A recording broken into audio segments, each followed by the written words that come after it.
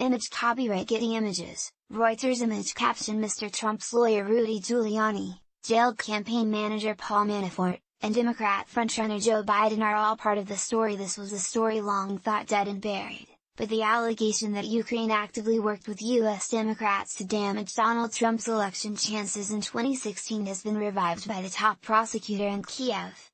President Trump's personal lawyer, Rudy Giuliani, has repeatedly called on Ukraine to investigate claims of collusion in favor of Hillary Clinton, and he has been in regular contact with the Prosecutor General, Yuri Lutsenko. Now Mr. Lutsenko has breathed new life into the story, announcing a new investigation, and citing a court ruling that Ukrainians unlawfully interfered in the 2016 election. Mr. Giuliani also wants Kiev to look into claims that former Vice President and 2020 Democrat contender Joe Biden may have got Ukraine's then top prosecutor fired to help his son's business interests. Was there collusion? The collusion narrative is based around the summer 2016 publication of a black ledger in Ukraine which showed off the book payments to Paul Manafort.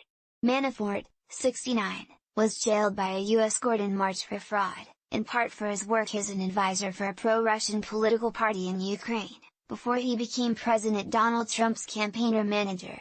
It was the Black Ledger payment revelations that forced Manafort to resign from the Trump campaign.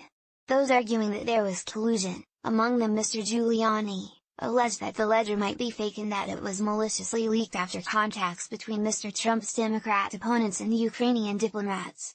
Ukraine's Prosecutor General gave Mr. Giuliani's claims a boost this week by announcing that he was investigating Ukrainian MP Sergei Lutsenko, who has admitted to being behind the publication of some of the pages of the Black Ledger.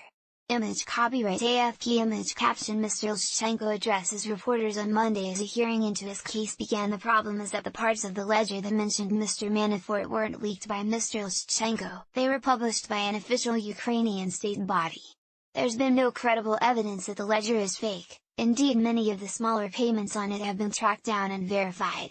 The MP has hit back, accusing the prosecutor of making Ukraine a bargaining chip in U.S. politics. Who says there was interference in the U.S.? The surprise ruling that Ukraine interfered in the 2016 U.S. election came from Kiev's District Administrative Court,